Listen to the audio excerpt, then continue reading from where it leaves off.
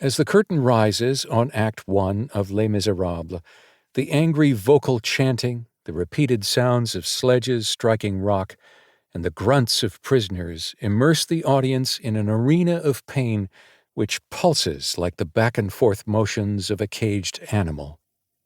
If we are attentive, we recognize in the agony of the chain gang a distinctive emptiness, one which is accentuated by two phrases, "You're here until you die," and "You're standing in your grave." One is exposed immediately to a litany of torture as different members of the tormented group contribute to the chorus of lost hope and unheard prayer. The men are reduced to numbers and, in effect, dehumanized. The sun may be strong, but it brings no light, only sweat and exhaustion in an arid place without refreshment. Correspondingly, in the novel, Hugo summarizes the plight of the convict, though he speaks explicitly of Jean Valjean.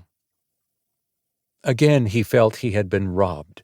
Society had robbed him wholesale of a part of his savings. Now it was the turn of the individual to rob him in detail.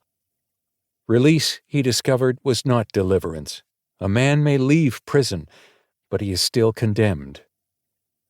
The journeys of those in the chain gang appear to have led to hell without the possibility of redemption.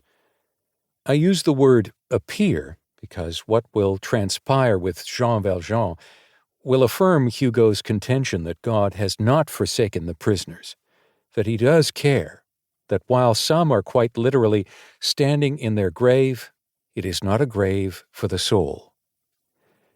On the stage, Jean Valjean steps forth from the mass of prisoners, a group so faceless that they are mere grotesques, emblematic of the outcast. In spite of his attempt to recapture his name, "My name is Jean Valjean," he remains just a number to Javert, a cipher defined objectively by his past acts as a thief. He was released in October 1815 after being imprisoned in 1796 for having broken a window pane and stolen a loaf of bread. In the musical, the strident tones of Javert intrude on any sense that Valjean might have that he's free. Valjean: "Yes, that means I'm free." Javert: "No, you are a thief." Valjean: "I stole a loaf of bread." Javert: "You robbed a house." Valjean: "I broke a window pane." The chords struck here reappear throughout the musical whenever the two antagonists face each other, and while Jean Valjean will learn to tune his heart to the true source of all music and harmony, Javert will remain forever discordant. By identifying these protagonists musically, Kretzmer, Boublil, and Schoenberg are following a dramatic tradition set by Wagner in his operas.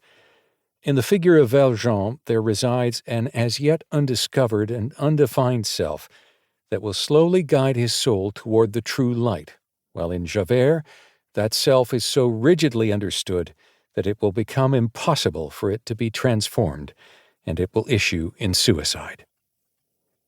For now, Valjean's life has been reduced solely to moments of alienation from society, moments which are made even more terrible when they are accented by his participation in the belief of the prisoners that they have been abandoned by God. Such a perception is made even more emphatic by Javert's eyes, which are those of a judge who distances himself from what is human and regards those before him with disgust, and by his use of a baton across the chest and under the chin of 24601, an image of authoritarian contempt that reviles what it sees before him.